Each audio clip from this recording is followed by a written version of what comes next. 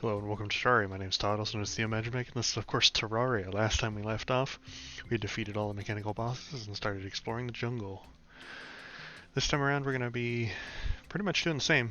Um, my major focus is getting more chlorophyte so I can make a full set of chlorophyte armor, and also getting enough for a chlorophyte pick, and maybe getting us some other chlorophyte stuff, maybe like a chlorophyte axe and hammer, so on and so forth. Let's see, is there anything I need here? Nope, I think we're good. We will also be looking for a certain item, Plantera's bulb. I don't know if I talked about it a bunch in the last episode. I'm pretty sure I did, though. Regardless, it's effectively the item that summons the next boss that we'll be focusing on, Plantera. And it's a large pink bulb which now spawns in the jungle. It's not really critical that we find one immediately, but it would be nice to find one earlier on. That way we can hopefully start building our arena around it. You do need to fight Plantera in the jungle, and there's no real easy way around that, so creating like a space to move around in and fly around in is really important.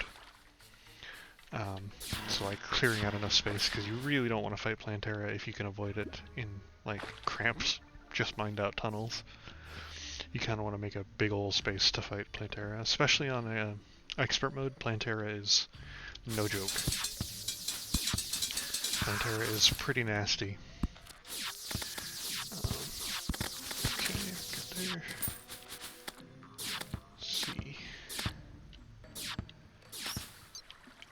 And we're also going to be looking for, of course, more chlorophyte, and also any life fruits. I forget if they spawn yet. I think they do. If I'm not mistaken, they spawn as soon as the jungle becomes restless. If they don't spawn until Plantera's dead, then so be it. We'll just wait for Plantera to die. If you are making a melee set at this time, then farming those turtles is pretty important. I'm pretty sure I talked a little bit about the fact that there's lots of sets here in the jungle. But yeah, the turtles drop turtle shell fragments, I think. That's what they're called, I forget. But they are effectively what allows you to craft the turtle armor, which later is upgraded into a different armor set, which is even better. Effectively, it's just a very good armor set, which if you're melee, you should at least start working on it. If you don't have it by the time you fight Plantera, that's okay. You should have at least chlorophyte with anything Plantera, though. Hollowed armor may also be quite good for fighting Plantera. There's kind of a trade-off there, though. Hollowed armor does less damage, or gives you less bonus damage than chlorophyte, but hollowed also has a better effect. It gives you an extra dodge, effectively. And it's a guaranteed dodge, so you have like a guaranteed dodge every time it activates. Oh, we got a life fruit. So that is what a life fruit looks like, and as you can see, its effect is amazing. It permanently increases your max life by 5. You can see the little gold heart up there is indicating that we have a life fruit. Our goal is to get enough life fruits to cover every single one of our hearts. That is the maximum you can get, and it effectively increases your life up to 500. So your max isn't 400, it's actually 500.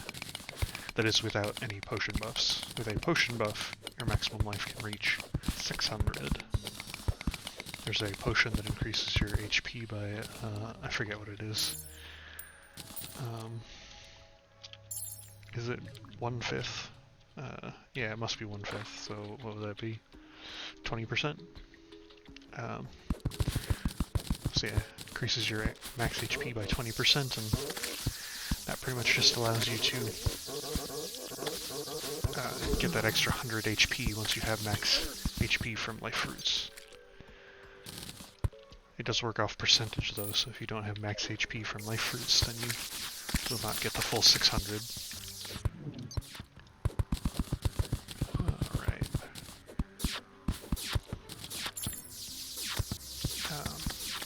Let's dig our way up here to get more chlorophyte. We need lots of it. I know we want enough for some weapons.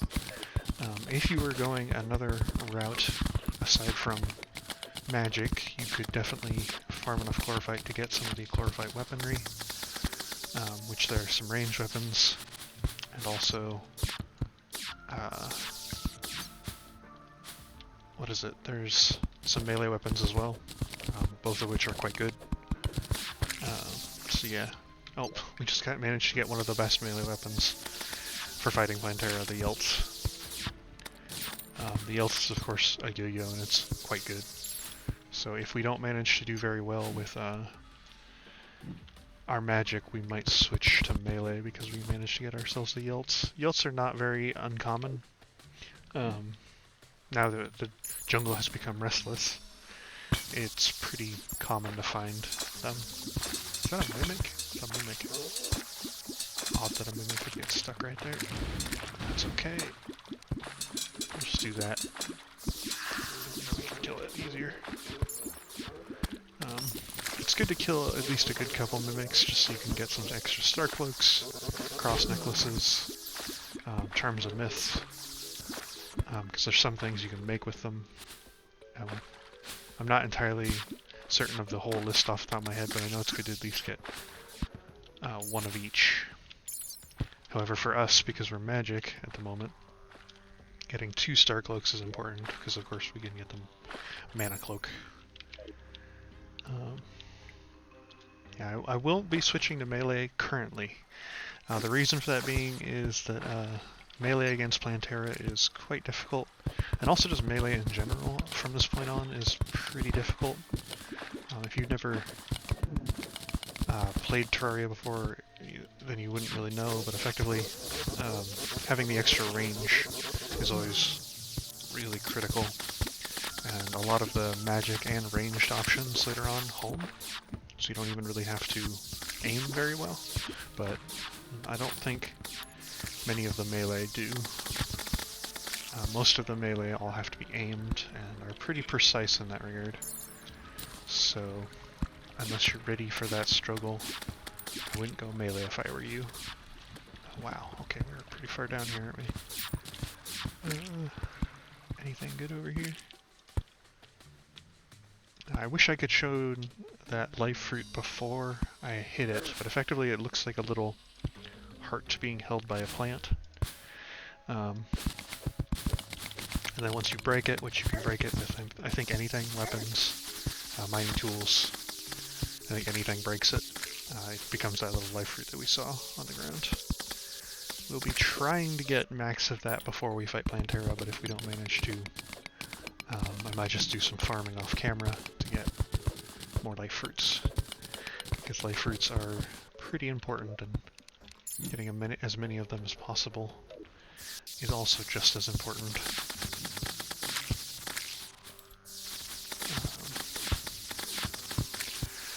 So yeah, from here, once we defeat Plantera, we will be able to get our hands on the last magical set we'll need before we fight the Moon Lord, or the final boss. And it will be the Spectre set, which will be the last set we'll get our hands on. It's quite good, and quite good is kind of an understatement. It was so powerful, in fact, that they had to, it had to be one of the few items in the past that they had to actually reduce the effectiveness of. There's not many items in Terraria that they had to actually nerf or reduce the effectiveness of, and the Spectre set was one of them because it was just so good in what it did. It allowed you to effectively become immortal if you had enough magic damage. And that was kind of overpowered, so people kind of strayed away from that. And as a result, people really don't like overpowered things in this game because of the fact that when one thing is overpowered, then the others don't really have a chance to shine, and you don't really have a chance to really play other things if one thing is overpowered, which is kind of unfortunate, because people tend to lean towards things that make things easier, just for like optimization and efficiency. It's just easier to go with the thing that makes things easier. For lack of a better term in this regard. But yeah, it's not like that's a bad thing, but it does take some of the choice out of the matter, because like if you're always going to go with what's easier, then you'll never really have a chance to get to experience anything else. Not that that's necessarily, or not that that's a bad thing. It just kind of comes down to a whole, people want to spend their time wisely. You don't want to waste your time with frivolous stuff. I got another life fruit. And these are all, this is one of those turtle shells I was talking about. If you get 3 of these, I think it is, you can make the turtle armor. But I won't be doing that, at least not at the moment. I may decide to do that in the future, but I definitely don't need to do it right now. What's down here? Anything good? Let's kill these bees. Make sure they don't cause us problems. Check in here. Ooh, Spelunker potions. I knew I was forgetting something. We'll use these. Spelunker potions are great in the upgraded jungle, just for the fact that you can see chlorophyte, of course. If you couldn't see chlorophyte, they would be useless. But now that we can see chlorophyte, we can make our way towards it. And that's what we will do. I think you might also be able to see life fruit with a Spelunker potion. So that does make Spelunker potions doubly useful. I'm not positive on that, though. If I see one, I will point it out and then head towards it. Otherwise, though, we're just going to keep gathering up chlorophyte. I'm just trying to clear out the area so we can start mining without any problems. Okay. We're going to mine up this direction and get this chlorophyte. Seems there's some lava over here. I don't want to deal with that if possible. I also don't want to spend too much time mining. Yeah, I don't think there's anything else in that specific direction that I have to really worry about. Let's get this chlorophyte down here. We'll make our way towards that direction where I'm pointing there. And how much do we have? We have almost 200 ore. I think 200 ore might get us our armor set, so we'll just head back once we have 200 and we'll see if that got us our armor set. Or if we manage to get 200, that'll be our stopping point. Alright, I think thanks to our crystal storm we're able to deal with most of the things in the underground jungle pretty easily. There's not a lot that really scares me here.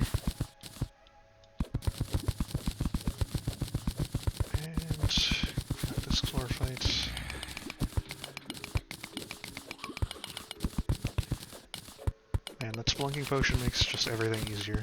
I entirely forgot when I was doing my little intro there that I was going to bring those along, but it is okay. We are doing just fine even without it. Or now that we have them, I guess.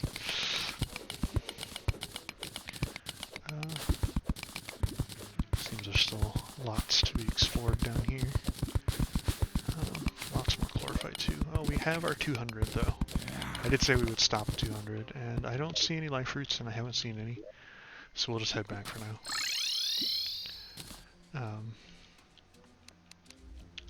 Let me make our chlorophytes. Oh god, I'm just pushing all the wrong buttons. Okay, so we have 64. That's pretty good. So we want to make the magic set. So we want the headgear, the plate mail, and the greaves. And that is all we can make. We might want to go back for some more chlorophyte, but it's good that we have our armor set. So our improvement armor set is we get more damage, as you can see. 4% more damage on the helmet. And we get our critical strike from the chestplate and the boots. We also have a little bit of increased movement speed, but that's equal to what we had previously. Major thing is we get more damage overall. We do also get our bonus set, which now we have this least crystal above our head, and anytime an enemy gets close to us, or is in range of the leaf crystal, it will shoot at the enemy. Very effective, very good. Yeah, we'll definitely be taking advantage of that when fighting Plantera to the best of our ability. I didn't see any Plantera bulbs down there either. Plantera's bulbs do take time to spawn. I may decide to off-camera do a couple things, like try and get some magical weapons. In particular, the Rainbow Rod and maybe the Musical Harp, but moreover just the Rainbow Rod is what I'm after, so that means I would have to fight the twins again. We've already fought them previously, so you know what the fight looks like. I would just be doing that off-camera, so I can get that, and then probably just focusing on fighting Plantera from there on out. I'm trying to think if there's anything I need extra to fight Plantera. I definitely need to make some potions again, and so it would probably benefit us to maybe get a magical emblem from the Wall of Flesh, and maybe also an Avenger emblem. So once you have the 3 types of souls, you can create an Avenger emblem. Let's see, do I have any extra emblems? Nope, I only have my warrior emblem, and I don't want to use my warrior emblem in case I decide to go warrior again at any point, because it was useful for the damage reduction. But effectively, if you have the 3 souls from the 3 mechanical bosses and an emblem, you can create an Avenger emblem, which just increases all damage by 12, not class restricted. So it's a pretty good item, and you can upgrade it later on into a Destroyer emblem, but that's getting ahead of myself. Effectively, the Avenger emblem stacks with the Warrior, Sorcerer, Ranger, and Summoner emblems, giving you extra damage, meaning that it's really good to have one. So I might decide to also kill the Wall Flesh in my spare time a couple of times so I can get some emblems. I need a Sorcerer emblem, of course, and any other emblem doesn't really matter, so I can turn it into an Avenger emblem.